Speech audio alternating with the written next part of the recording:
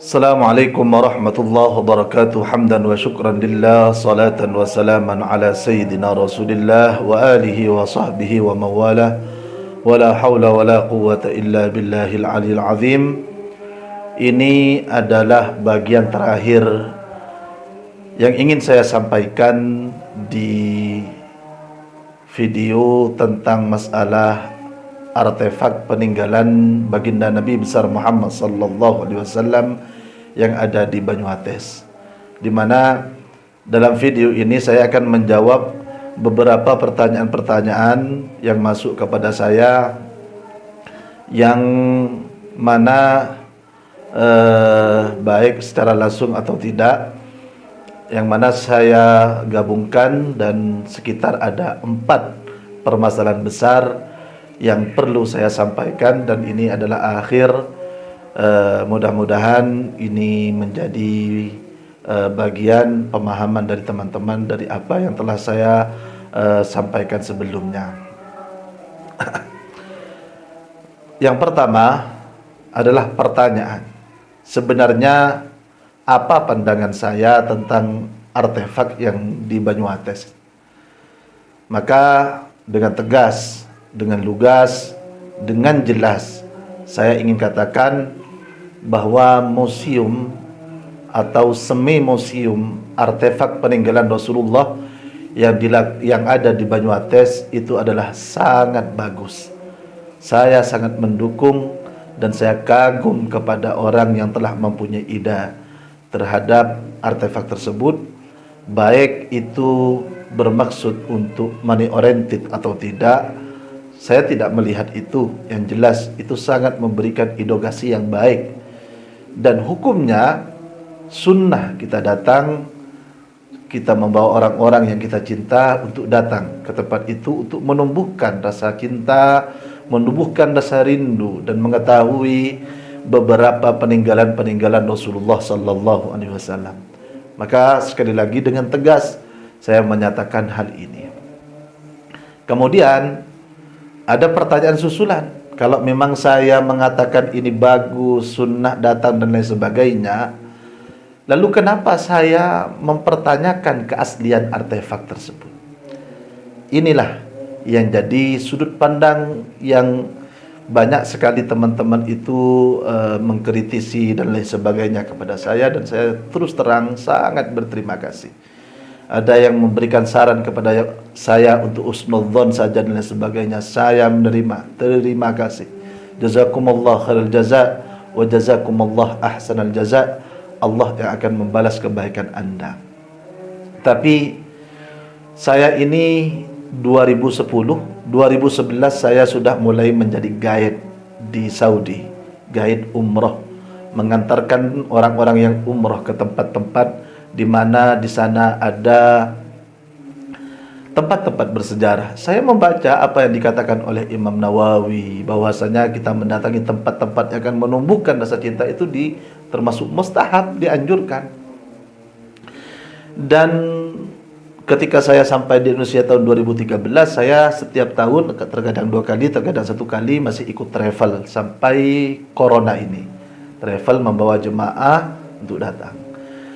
Kemudian di antara perkembangan yang ada di Saudi itu adalah adanya museum Asmaul Husna, ada museum Al-Quran, ada museum Rasulullah sallallahu alaihi wasallam, peninggalan-peninggalan atharun Nabi sallallahu alaihi wasallam. Yang dimaksud atharun Nabi ini di Madinah, itu di Madinah. Ketika saya tanya, mudah-mudahan saya sadar ini yang saya ingat betul dalam memori saya ketika bertanya kepada mereka, ini adalah taklid, ini adalah taqalid, yakni ini adalah duplikat, atau ini adalah bahasa Habib kemarin itu, yakni bukan asli. Tapi seperti inilah, maka bentuk piagamnya adalah memang seperti ini. Ini yang paling mirip dengan surban Nabi besar Muhammad SAW. Itu berada di Madinah. Mungkin pertanyaannya, bagaimana mungkin di Madinah itu tidak asli? Saudaraku sekalian yang dimuliakan oleh Allah Subhanahu wa taala, kita tahu pemerintahan sejak zaman Sayyidina Ali itu di luar daerah Madinah. Dari Kufah terus di luar daerah Madinah. Dan yang terakhir itu pemerintahan Islam yang menguasai hampir seluruh dunia ini berada di Utsmaniyah, di Turki. Maka di Turki ini adalah pemerintahan terakhir yang mana semua peninggalan Rasulullah SAW dimuseumkan di sana. Dimuseumkan di sana. Ada satu pemimpin presiden namanya Ramadan Kaydurov. Ramadan Kaydurov. Beliau itu adalah pemimpin Shishan. Saya bahasanya bahasa Arabnya Shishan, tapi dalam bahasa Indonesia kalau tidak salah Gruzny. Dia mendapatkan wadah yang biasa untuk diminum oleh baginda, yang pernah diminum oleh Rasulullah SAW. Itu dijemput langsung dengan pesawat pribadi. Semua orang yang ada di negaranya dan dengan mobil, dengan arak-arakan dan lain sebagainya. Itu yang seharusnya kita lakukan ketika itu memang betul-betul murni adalah peninggalan Rasulullah SAW. Coba teman-teman baca kitab Mafahim Yajibu an Tusahhah ketika membahas tentang atharun Nabi Muhammad SAW. Bagaimana atharun Nabi itu sangat dimuliakan. Dan yang terakhir, saya ingin sampaikan kisah yang ditemui langsung oleh saudara saya. Ada salah satu ulama besar terpercaya yang mempunyai salah satu rambut Rasulullah SAW diletakkan dalam tempat yang sangat harum, bersih. Rambut ini suatu saat banyak yang ingin menciumnya. Mencium itu dalam wadah. Jadi wadah dimasukkan dalam wadah besar. Ketika ingin dikeluarkan dari wadah aslinya ini, itu sejak setelah Isya sampai jam 2 malam baca solawat bersama-sama. Baca solawat bersama-sama dengan penuh rasa rindu, dengan penuh rasa cinta kepada baginda Rasulullah SAW. Maka kemudian baru itu dibuka. Ketika dibuka diletakkan di atas kepala. Tidak boleh ada yang lebih tinggi dari tempat di kepala orang yang ada itu. Itu masih ada wadahnya. Baru kemudian diizinkan orang-orang untuk mencium dari bawah.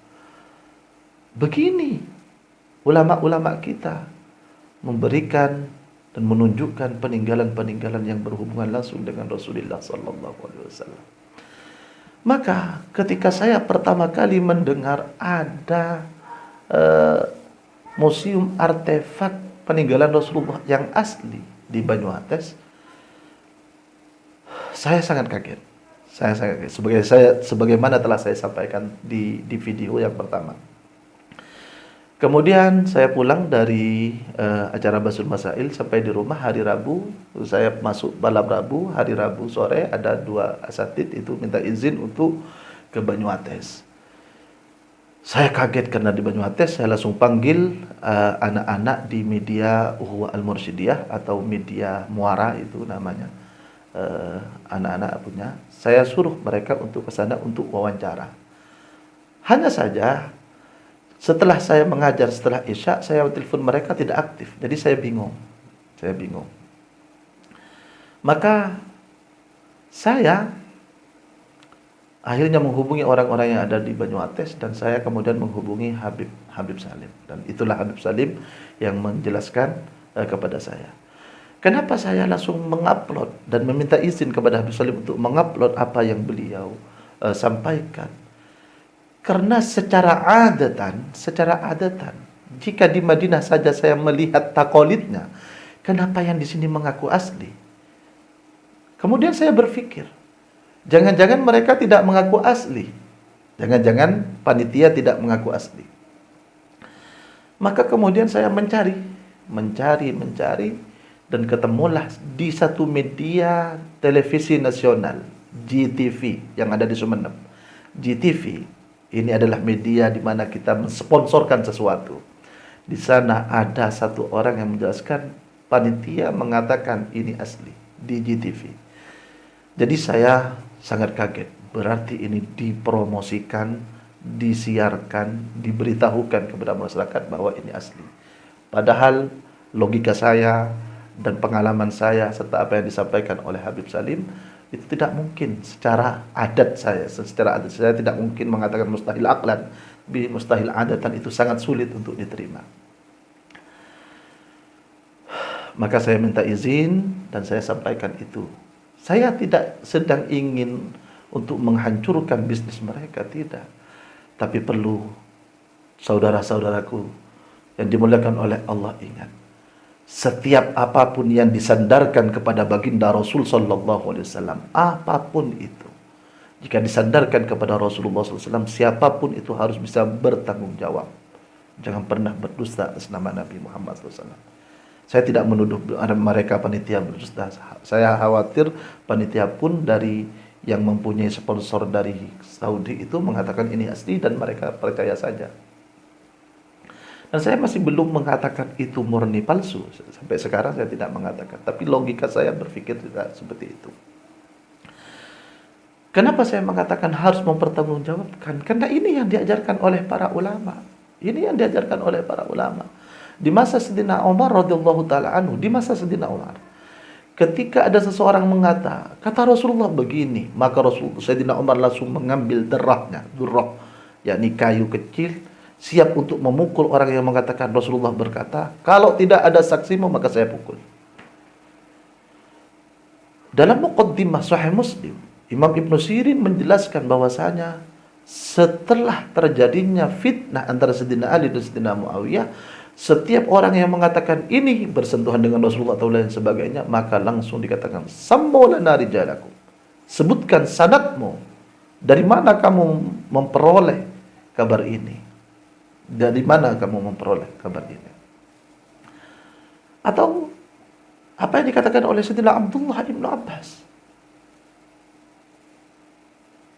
ketika beliau mendengar ada orang mengatakan qala Rasulullah SAW atau dan lain sebagainya, mereka berkata, Sayyidina Abdullah ibn Abbas berkata bahwa ketika dulu kami mendengar ada orang yang menyebutkan dari Rasulullah SAW, maka ibtadarathu absaruna, kami langsung melihatnya, wa asghayna ilaihi bi'adhanina, kami langsung mendengarnya.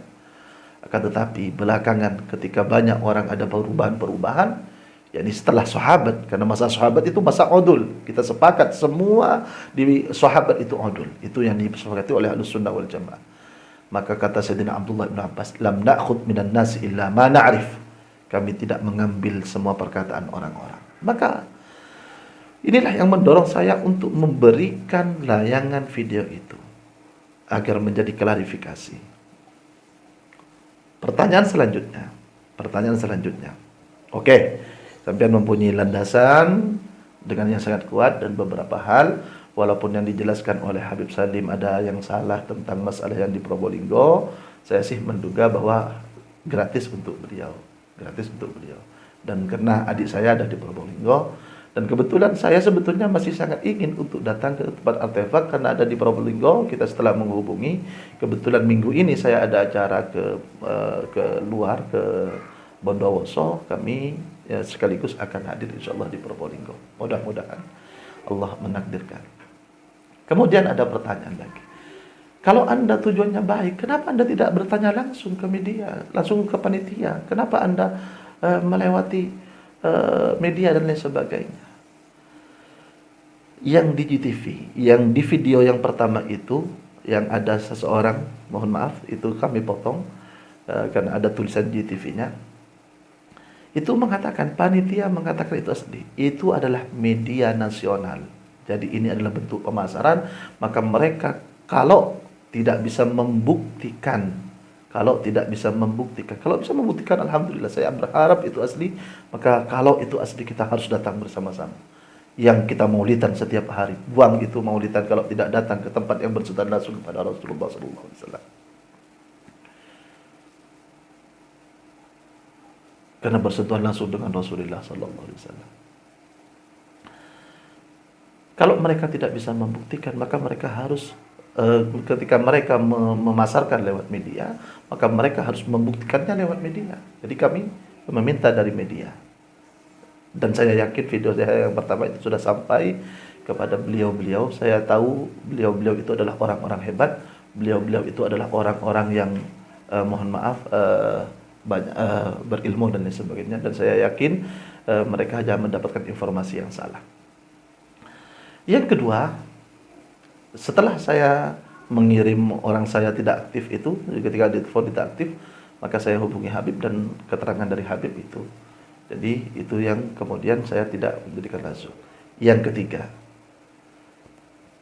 ketiga, isu perkembangan ini sudah berubah. Terus terang sudah berubah. Kami mempunyai link, saya mempunyai link di NU, kami mempunyai link di FPI, saya mempunyai teman di AUMA. Mereka semua saya cintai. Yang NU saya cintai, yang FPI saya cintai, yang AUMA saya cintai. Kalau anak-anak saya ingin tahu di antara sebab kenapa saya tidak masuk salah satu dari organisasi ini, terus terang, saya pertama kali ditawarin NU, saya tidak masuk di kepengurusan walaupun pemahamannya sama. Kemudian saya ditawari FPI, saya juga tidak masuk, dan saya mencintai FPI dan para habaib dan pemahamannya juga sama, hanya beberapa perbedaan NU FPI di politik saja. Kemudian saya ditawari AUMA, juga tidak masuk. Di antara alasannya adalah jika di antara mereka ada perdebatan, jika ada gesekan dan lain sebagainya, harus ada orang yang tidak mempunyai hubungan dengan keduanya untuk meluruskan atau menyampaikan. Dan saya mendengar langsung bahwa NU di Banyuates tidak enak untuk bertanya langsung kepada beliau panitia, karena beliau dari golongan FPI atau golongan, mohon maaf, yang lain. Saya kurang paham. Takut ada gesekan, takut ada kecemburuan sulit dan lain sebagainya. Ini yang tidak baik. Seharusnya saya terus terang, kita hidup di dunia ini harus berdasarkan ilmiahnya, jangan saling tendensius antar ini. Ya, kita bertanya, kita meminta, karena memang hal yang seperti ini kita butuh untuk mengetahuinya. Jadi saya mohon maaf kepada semua panitia jika video saya yang dulu telah menyakiti Anda. Terus terang, tujuan saya sangat jelas, bahwasanya mohon sampaikan data tentang bahwa itu benar-benar adalah dari Rasulullah SAW, atau sampaikan kepada kita bahwa yang di media itu tidak benar, tidak ada pernyataan dari panitia bahwa itu asli peninggalan Rasulullah. Kalau Anda mengatakan itu taqalid, alhamdulillah sebagaimana teman-teman saya. Jadi ini sudah mulai agak simpang siur. Maka saya mengajak teman-teman, anak-anak saya, teman-teman saya dan lain sebagainya, kalau sampean punya kesempatan, datanglah ke sana untuk berkunjung, untuk melihat seperti apa surban Rasulullah dan lain sebagainya. Sebagaimana saya sebutkan tadi, itu adalah sunnah. Kemudian yang terakhir, ini para guru saya sudah masuk dan lain sebagainya. Apa sampean menentang Kiai Fulan, Kiai Allan dan lain sebagainya. Semua para masyayikh, semua para ulama, terutama ulama-ulama karismatik, ulama-ulama yang saya cintai seperti Syekh Barizi, seperti Abu Yah Ali Qarrar dan lain sebagainya, alar ru'us wal ain, alar ru'us wal ain, saya cinta kepada mereka. Saya ketika suhan mengatakan uhibbuka fillah ya Siti, saya cinta kepada mereka, saya cinta kepada mereka, dan seharusnya kita mengikuti, kita hadir, tapi jangan katakan tanpa ada bukti yang jelas bahwa itu asli.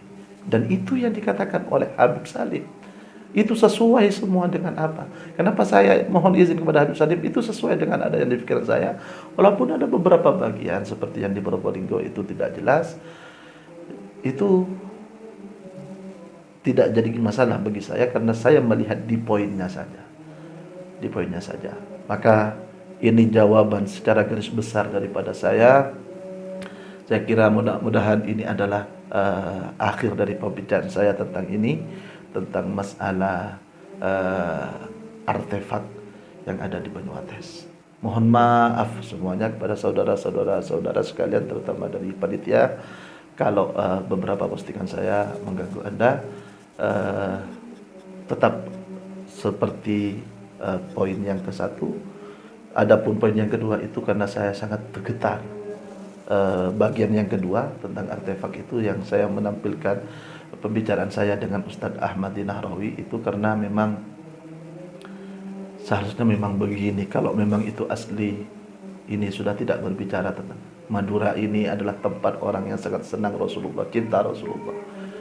Saya tahu orang yang bermaulid itu bisa meluangkan waktunya memotong sapi dan lain sebagainya, apalagi yang bersentuhan dengan Rasulullah. Saya kira akan siap mereka menanggung dana-dana kita, sumbangan dan lain sebagainya demi haul masyayikh dan lain sebagainya. Kita alhamdulillah ada sampai 4 ekor sapi di beberapa daerah saja, apalagi untuk Rasulullah sallallahu alaihi wasallam seperti ini. Kami sangat yakin, maka saya sangat tergetar. Saya berharap seperti itu. Saya sampaikan itu kepada teman-teman agar betul-betul merasakan tentang betapa agung baginda Rasul sallallahu alaihi wasallam. Itu yang saya maksud. Tidak, yang kedua itu murni saya kena membuat jantung saya berdetak lebih cepat. Murni membuat jantung saya berdetak lebih cepat. Saya berharap ini tidak menjadi perpecahan, tidak saling sindir menyindir. Terus terang saya apa yang telah saya sampaikan tadi, dan saya berharap mudah-mudahan ini selesai. Mudah-mudahan kita sama-sama mendapatkan ridha Allah Subhanahu wa taala. Mohon maaf yang tersakiti, terima kasih yang juga memberikan masukan. Jazakumullah khairal jaza wa jazakumullah ahsanal jaza. Assalamualaikum warahmatullahi wabarakatuh.